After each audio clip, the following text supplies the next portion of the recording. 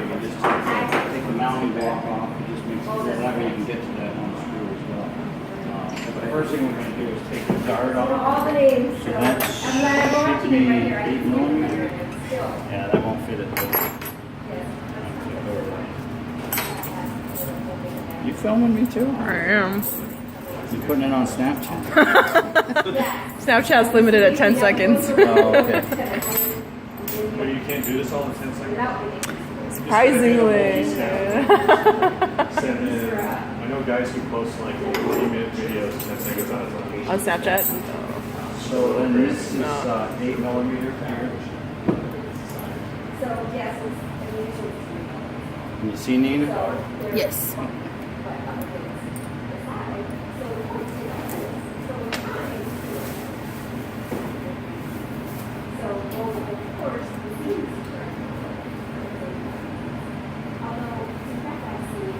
They're moving, they're just looking for bins because there were no boxes. So this is not trash. I don't think so, I think we just, You gotta have boxes. or the movie's coming tomorrow. They're all up in arms, they're all fighting because we can't get into one call can't get out, there's shit in bins that I'm like, no, this is not going to move.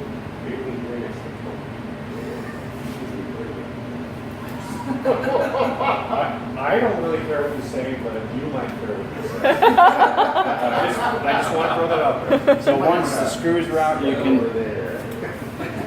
Well, you should be able to take that guard off. There it goes. Yeah, see it just popped. It's like when they took out the film. Something's sticking in here. It should slide off without. So the guard is separate from the. Yeah, it's gripper, like separate the jaw? pieces, right? But Okay. this one is not going to behave, so we're just going to. There it goes. So the jaws came out with that, which that shouldn't happen, but they were sticking for some reason. So we'll just pop those out of there. So there's 4 jaws and a spring, a guard, and then this spacer piece, and then the conus, which is actually what contacts the top cap. That's all considered the format parts. So the air cylinder itself is identical to that one, but this piece is the same too. But the guard, the 4 jaws, the spring, and this piece are unique to 13420, and also flip top and standard are different. This piece is different on a standard seal versus a flip top seal. You don't want to be using alcohol right now, right? I will before we put it all back together, just to Okay. make sure everything's clean. But what you have to be careful with, see how this is starting to corrode. Yeah. I don't know if you just use alcohol or if you use like spore cleanser or something, but there's some corrosion, and unfortunately, if you do spore cleanse and then don't neutralize spore cleanse, that'll corrode like that because this is not stainless. This is hardened steel. These are hardened as well, but they have a flash chrome coating on them. So then I just take all the pieces and clean up any grease. And you see this is a black grease, the new one is brown.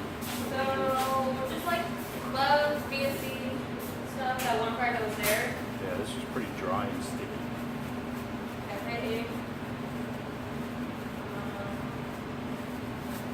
You have some whites there. I gave all these pretty much.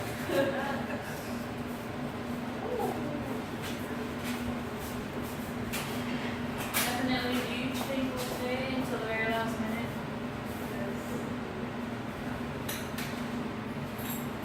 This stuff's not. Maybe we do want some alcohol just to soften that grease up. Yeah. It seems it's pretty old. It's been in there a while. Okay. So, saying like that carpet was there, the gloves, full safe, iPad 8, some wipes. Yeah, the pipettes. So in the manual, it says like Oh, I not get to it. use alcohol for routine cleaning. Right. For this part, because we're trying to break down. Like, Yeah, the- that's every. Right, the whole reason for that is they don't want people squirting alcohol up inside of here because Right. it'll break down the grease. And because the jaws actually ride Get a pin. on this piece here. Of stuff that So you and Emily. when it's normal open, it's like this. And when it closes, these jaws ride up on this piece here and cam like that. And so there's metal to metal contact, and if it's not grease, they're gonna wear out really quick. So that's the whole reason for the grease. And alcohol is meant to break that down. So, but this one's it's been in there a while. They're really sticky. So we'll move that one cart for now. I'm just gonna let that one sit.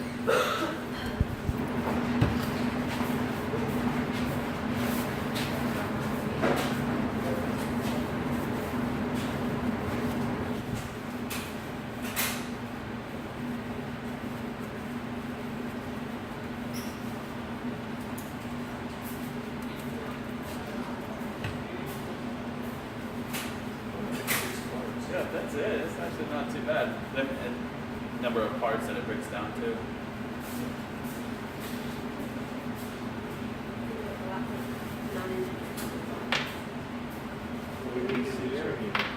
Really sticky.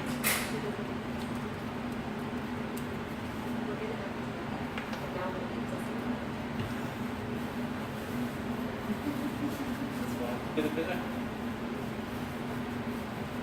Because of the age of this, I'm also going to take the crimp head apart. Okay. And it's basically just seals and O-rings in there, but it's nice to just wet the seals with a good silicone grease. So do that so they don't dry out. So I'm just going to let this soak because they're really sticky and dry for now. So then we need to take this piece off. So let's see, I need 27, can't remember if that's, I think it's 15 millimeter. 3 gigs of space on the phone, so it should be good.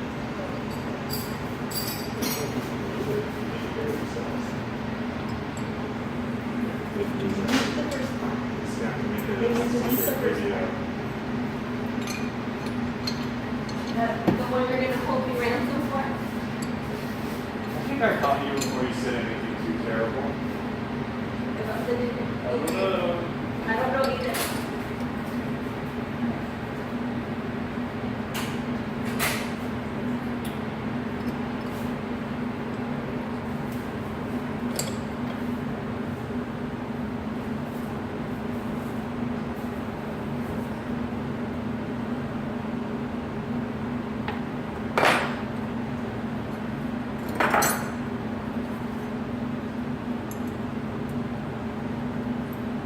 So what's this part you're taking for right now? What's that called? This is the air cylinder.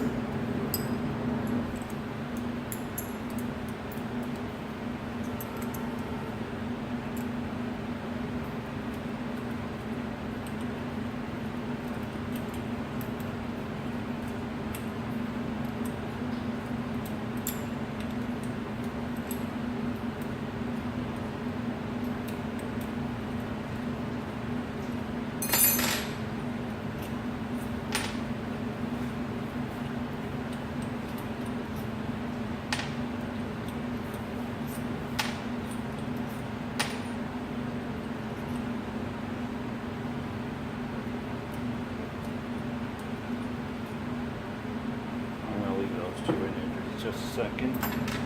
And then we need to break this free also.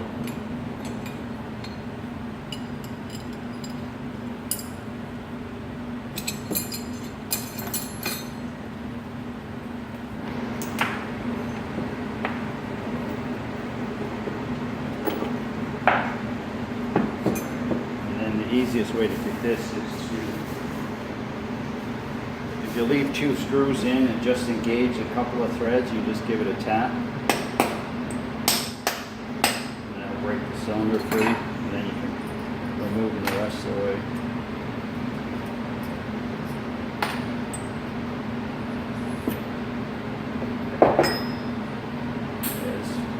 Still feels alright. This piece is not really threaded, but the easiest way to do it is just to spin it so it comes through this guide up here, bushing.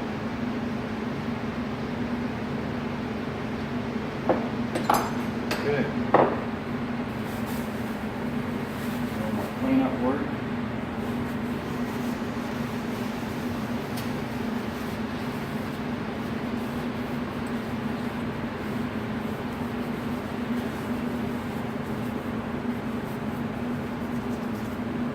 What was the name of this piece? Denmark called it the conus, C-O-N-U-S.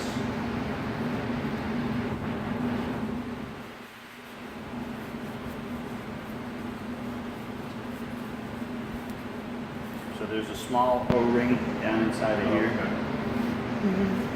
behind this bronze bushing, and there's another one on the base down inside. So I don't usually try to take them out, because to take them out, you really have to take out the bushing as well and kind of damage them. So you only take those out if things are really worn and there's a lot of slop and you need to replace them. So at that point, you replace the O-ring as well as the bushing.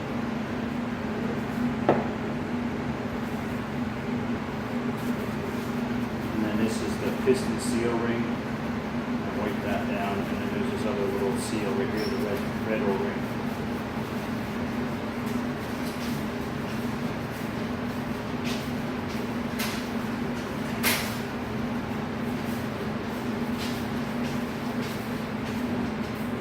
Usually you can just disassemble to that point. So then just a little bit of this is Kima, is a silicone grease that we sell. It's Kima is the manufacturer, but this is an FDA approved silicone grease. So we just go in here, put a little on that seal in there, as well as this O-ring seal all around the edge. And really this is just to keep it from drying out.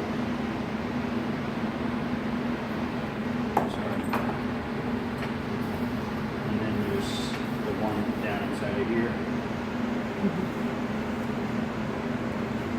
And then of course this is the red one.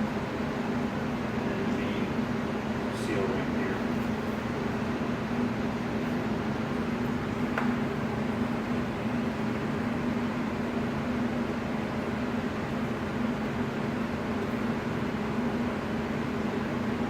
That part's ready for reassembly now.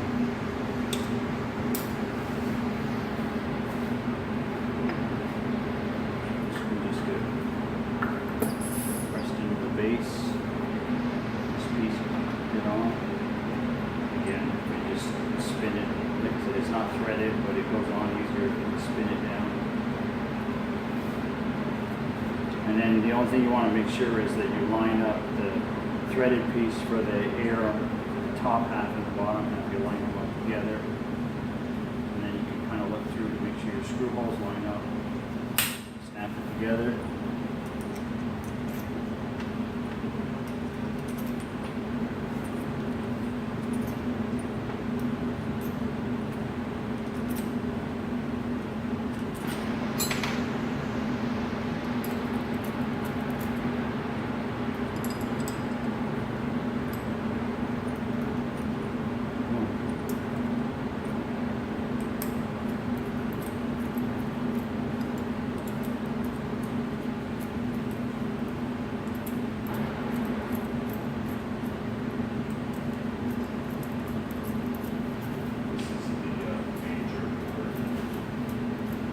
Yeah, major changes.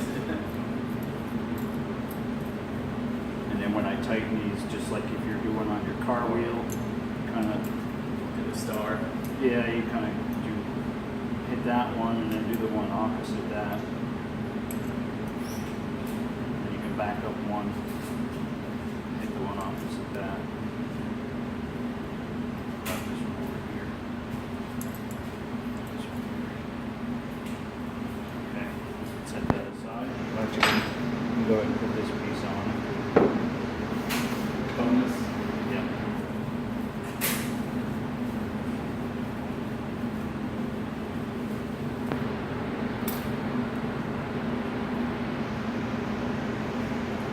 So does the CONUS, does that actually have like a flat area? Yep. I saw you go with the It's rectangular, but 15 millimeter on this one, and I believe on the 20 millimeter head, it's a 17 millimeter spanner that would go on that. And then up here, it's 27 millimeter on these flats, and 17 millimeter on this one.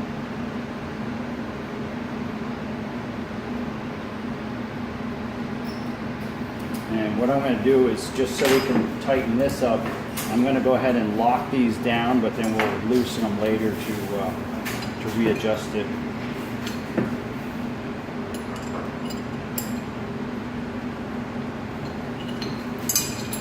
And you can hold either the 27 or the 17. And then, like I said, put a 15 on the flats on this one and a 17 on the 20 millimeter.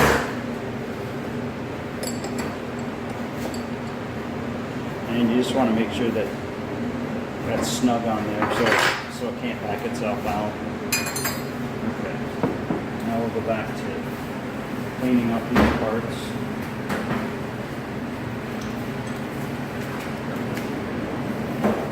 how often would you recommend doing this kind of? Once a year. This has been, well, what is it, 2007? It's been a long time, and this Yeah. grease is really, it's kind of dry and sticky in there.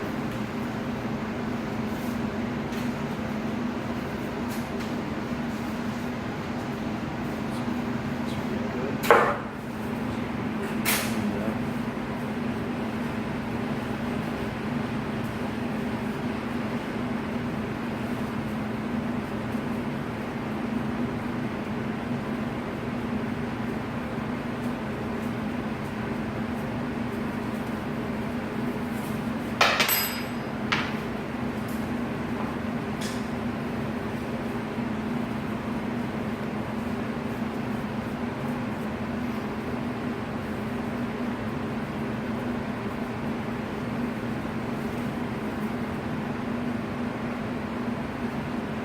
They actually, I don't know if you have a copy of the manual. The manual talks about taking it apart, but they never mention putting grease back in it, which is kind of a critical point. I think I have, the manual that I have just says that there are no serviceable parts On that. Okay. Yeah, but I think if it's not in the manual, I can get you a copy of the procedure. I know in other equipment it is in the manual. I'll have to check if it's in the latest service manual or. This is the one that I have. Okay. It's about just store cleaning. Yeah, it's probably not in there. I know it's in on the.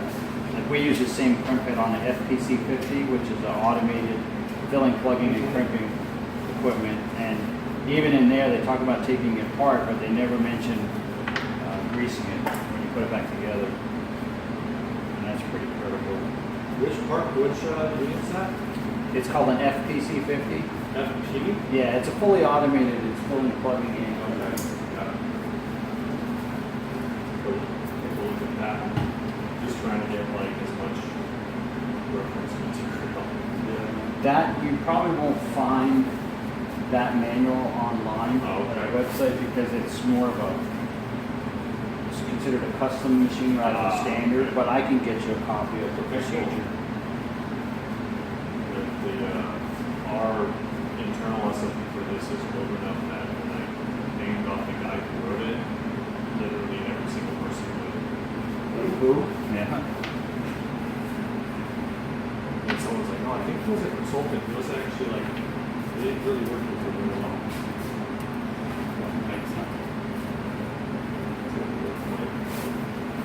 Mike Julian. Oh yeah. You're the only one. Like all the upstream people are like, Part of Steve's team, actually. Moses? oh. Okay, so now the jaws are pretty well clean. There's one step that we still need to clean, and actually, the manual talks about a wooden stick. And Yeah. actually, I found a chopstick works really good. They weren't So. joking about that wooden stick at all. No. So I just take a little, this is a Dremel polishing compound. So I just get a little bit on the end of the stick, and then right at this curve, which is where, this point right in here, which is what rolls the skirt. If you just take and lay it flat and you just take that stick and kind of twist it and rub on the point right there, it takes all that aluminum out of it. When you see it gets black on the end. So there is some residual aluminum in there. And that's just because this is a hardened piece and we're working a soft aluminum.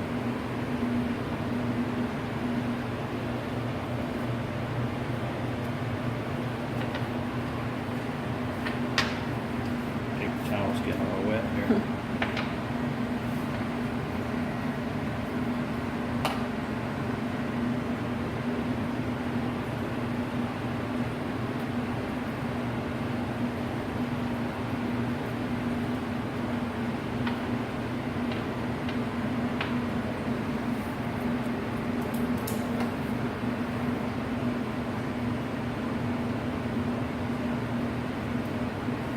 Okay. And then of course, we don't want to leave the polishing compound in there, so we'll just give them another good cleaning.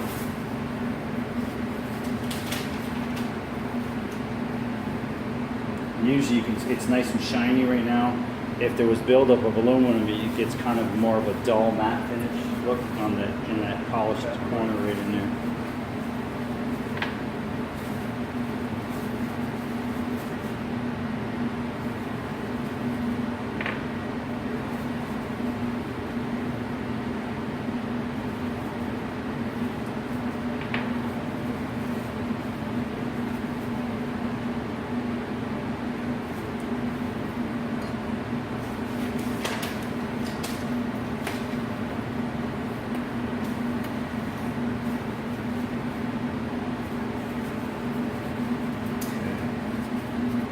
Let's get rid of this wet towel.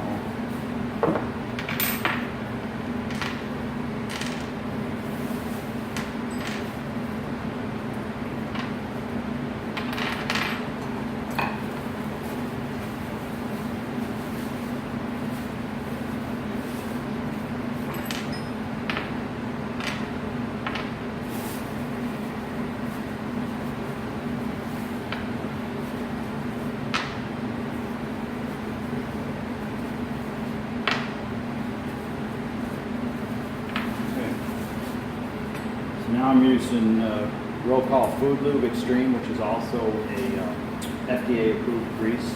It's a clay-based grease.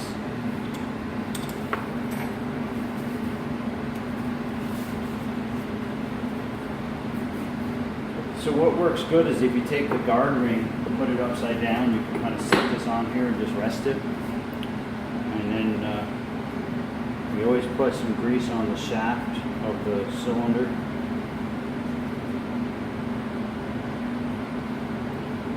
Then the spacer can, well, before we put the spacer on, it's easiest if we take and stretch the spring on.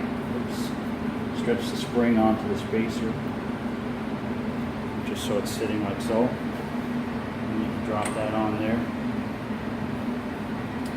And then what we want to do is take and just grease the lower section.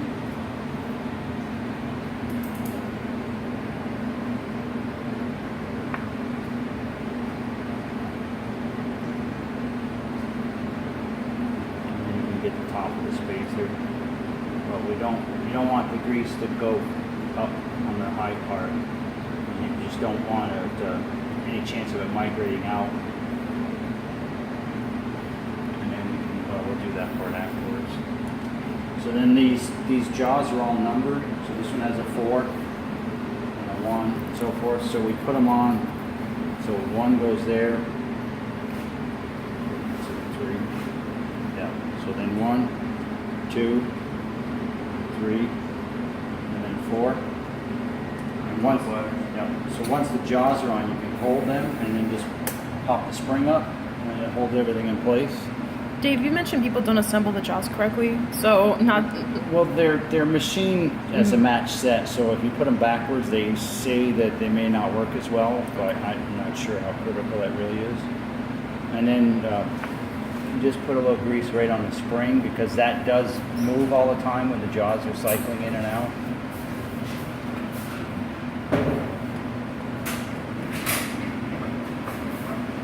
Okay. Is that clockwise? There a simple clockwise? Counter. Well, the numbers are on the bottom, but you go counterclockwise, yeah. And then now we're ready for the guard ring. So basically just lift it off of here, slip it on. There you go. Line up your holes.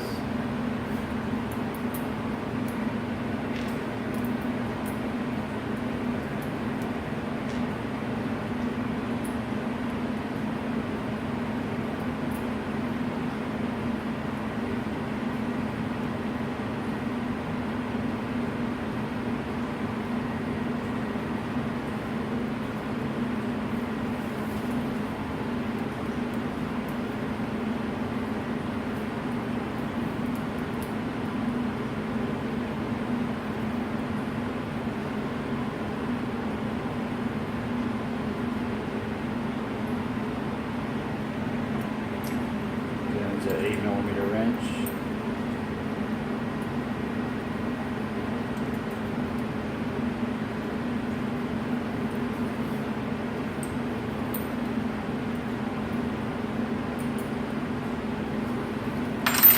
And the mounting bracket can be put back on.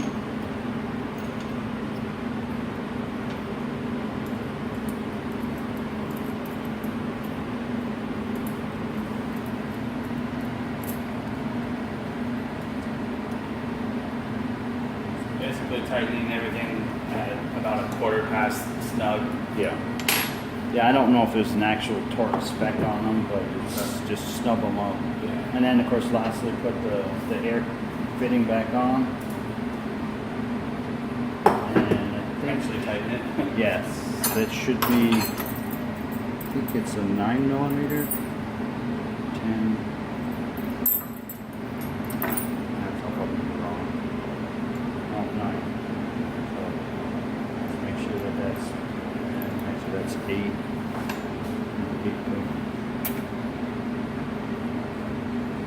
Okay. So now we're, yeah, this was 8, this was 9. So now we're ready to mount it back up and just make the final adjustments of the stroke and of course the height adjustment on the FS10.